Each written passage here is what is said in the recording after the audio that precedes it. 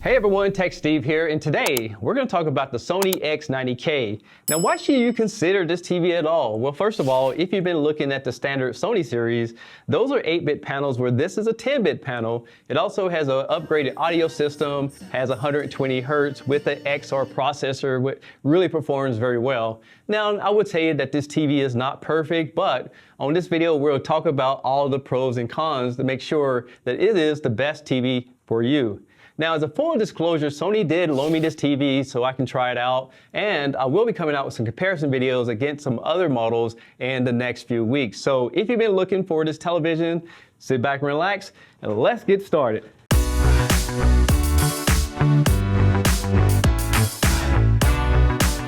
So here we have it. This is the Sony X90K, and I will tell you that it is powered by the Google operating system, which works with Android, of course. Now, you do have all your same features as any other Google branded television, like the search feature. You can also go into the settings over here in the corner, and you can customize it to meet your requirements, like your screensaver, your settings. You also can customize your inputs and the picture settings. Now, take a look at the back of the television. It has a unique textural pattern, plus it does have screw holes so you can mount it on the wall very easily. Now, even though they did remove the headphone jack, it is still loaded with features such as 2 USB inputs, your fiber optic output, 4 HDMIs, your Ethernet input, plus some service ports. And the great thing about this TV, it also has the new improved ATSC 3.0 tuner that's allow you to get 4K content when it's available in your area, free of course, with an antenna. Now, when it comes to the inputs, Sony televisions or Google TVs in general, you have to go in and change the signal format. So for example, if you have a 4K device connected to it, such as a Blu-ray player, gaming console, or something like that, you have to toggle it over to your enhance. Now, specifically, if you have a PlayStation, you want to go into your HDMI 3 or 4 so you can support the VRR in it as far as gaming. Now, you might not find this to be a big deal, but I love the fact that you have this extra space on the side here and the inputs are farther in, because using thick cables like this, I found some of the TVs I review, I had to fold them back really hard to be able to get them not to show on the camera. So just imagine having this with thicker wires on it, it won't be able to be viewed from the front. Unlike the X80K and the X85K, the Sony logo is right here in the corner, and it's because you have these sensors in the center of the television. Looking at this TV from the side view, it uses a direct backlight, and that's a series of lights that goes all the way across the panel. But let's compare the technology. First of all, this is a VA panel, and if you was to get a 65-inch and the X80K, that's an IPS panel, and the X85K is a VA panel as well. But what makes the X90K different than the other two models is that this has full array local dimming. So this little dot goes over here and helps you count how many zones. And this TV has 54, which is not amazing, but it's better than not having it at all. And that's gonna allow you to control the contrast ratio in different parts of the screen to make sure you get the best black levels. So just in case you wonder, I did test this TV with some glare by shooting some light directly in the television, and you can see reflection. I also took a white shirt and walked around the screen, and again, you can see that reflection. Now, it's not that noticeable if you have the TV running a signal, but with this TV off, it is very noticeable, and this is the case for a lot of TVs. Let's go ahead and talk about the picture quality. So I did some tests on it, and I'm going to show you some of my results. Now, I'll tell you for this first test, the TV is going to be in cinema mode, plus I will tell you that it's in SDR mode, not HDR. So let's get into it. Now, looking at this contrast test, you can see that the black levels are very inky. As we get a little bit into the higher grayscale, we do lose a little of the details, and that's because that it is in SDR mode. Now, when it comes to the motion, you can see right now with everything turned off, these lines are very jaggedy, and you can see the different resolutions on the side. If you go to automatic, it does do a much better job, and that's probably where most people should leave it. However, if you go over to custom, you can then smooth it out at its maximum potential. You sacrifice the brightness of the screen to smooth out the resolution, and most TVs do it like this. In reality, you have to load up a movie, play a couple minutes of it, and adjust it the way that you like it before you start the movie if you have any type of glitches or anything like that on the content that you're actually watching. And here's an example of the viewing angles. As you get over to the side, you can see that you do get some color saturation, which is normal. I want to appreciate you guys for leaving comments on my unboxing video so I can get to know this TV a little bit better. And most people who own this TV completely love it according to the comments. Other people wonder about blooming, so let's test it. Here's an example of some blooming, and you can see there is some noticeable glow around the logos.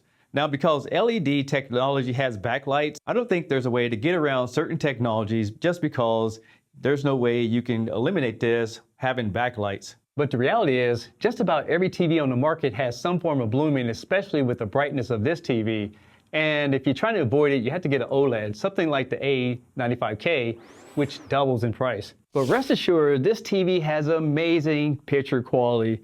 Thanks to the XR processor and the Trilumious, here's some demonstrations of what it looks like in SDR mode. And as you can see, everything pops, looks vivid, and very colorful. So I was very happy with the SDR content, but really what set it off is looking at this comparison where I can show you guys HDR next to SDR. You can see that the black levels are so much better. Also, the brightness is there, the colors pop, and it's more vivid and detailed. And I'll tell you guys that I use the Sony camera to record these videos, and after seeing this television, this is really the level that you want to be on, especially for someone who watches a lot of HDR Amazon videos, Netflix video, or someone who's using an Xbox Series X or PS5 to do HDR gaming. So now let's talk about gaming, and I'll tell you exactly what to expect having a TV like this. First of all, I plugged in an Xbox Series X and I plugged in the PS5 to see what kind of capabilities it has as far as connectivity. Well, if you have an Xbox, you can put in Dolby Vision or VRR, either one. You cannot have both at the same time. If you have a PS5, you can put in VRR mode because PS5s do not support Dolby Visions, even though this TV does support Dolby Vision. Now, as far as the resolution, it will support 4K at 60 frames per second on inputs 1 and 2. If you go to inputs 3 and 4, it will support 4K at 120 Hz. The only other caveat is that if you drop down to 1440p, you're going to max out at 60 frames per second. And if you drop down to 1080p, you're going to get up to 120 frames per second. That's a lot to take in. But next, I did an input lag test just to see how it responds with the TV on one of the 2.1 inputs and with the TV in gaming mode. So let's check it out. And we're getting about 17.4 milliseconds of input lag.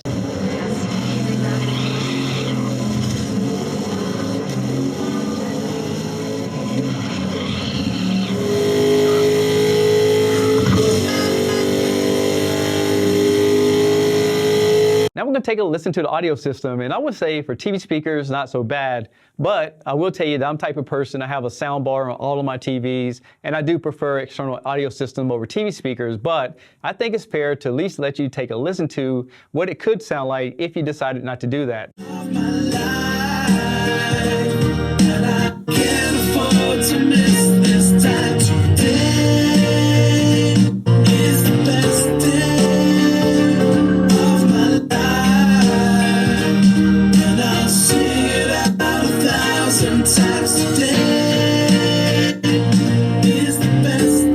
So as you can see, it doesn't sound too bad to give you guys a rough idea with the recording, but there's one other speaker right here on top that I didn't really realize what it was until I started listening to audio, so take a listen. Another day without you, just won't do.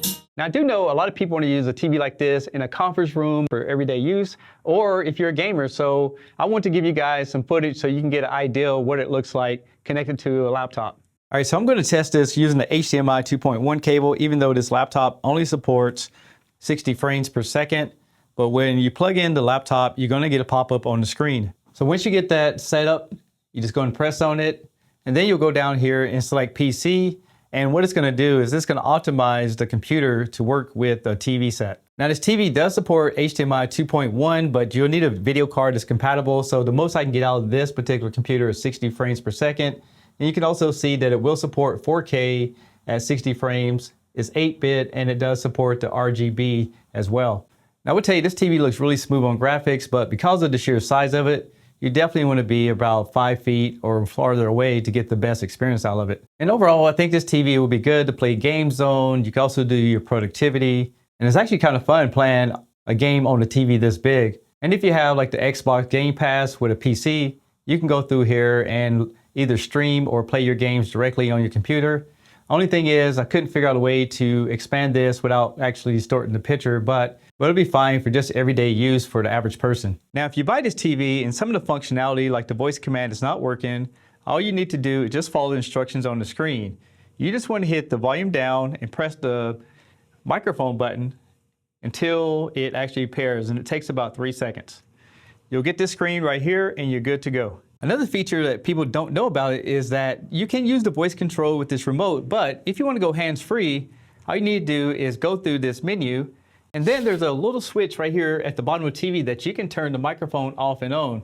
Just go through the prompts and get everything set up, and then you can start using it just by saying the voice command. Another thing I want to point out is that you can see indicator, but if you hit the switch, you can see that it changes to this orange light to let you know that the microphone is muted or unmuted.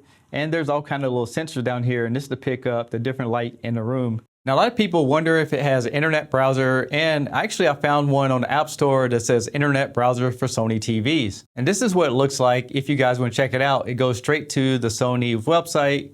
You also have a voice command, you have bookmarks, and you have an option to put in the different websites that you visit often. Now, if you wondered about speed tests, and you'll have no problem streaming 4K content on this television, because I was able to get 200 megabits per second download and 172 up.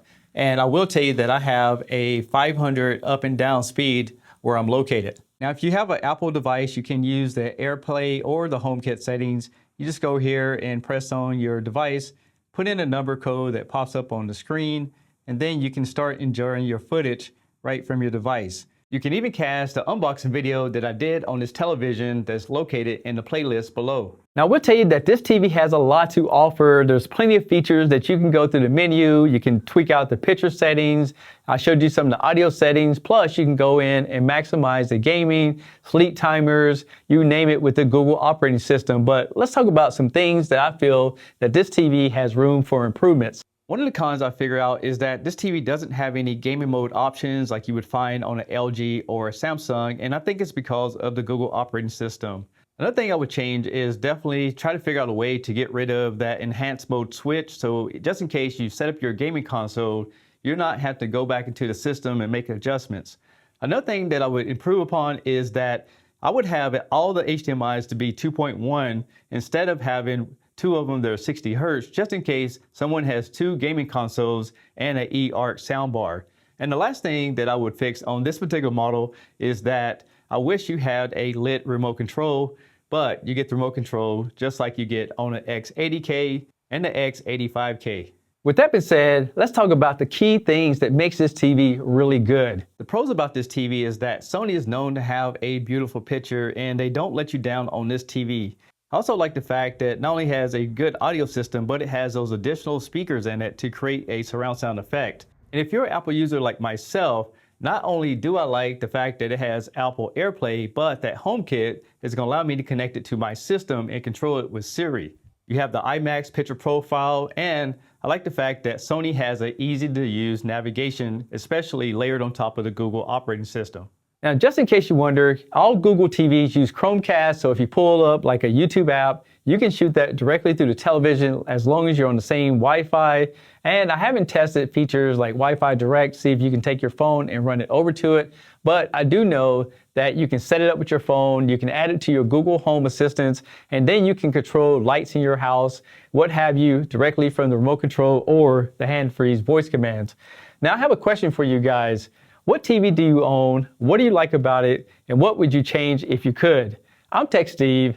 Thanks a lot for watching, and I'll catch you guys on the next one. Peace!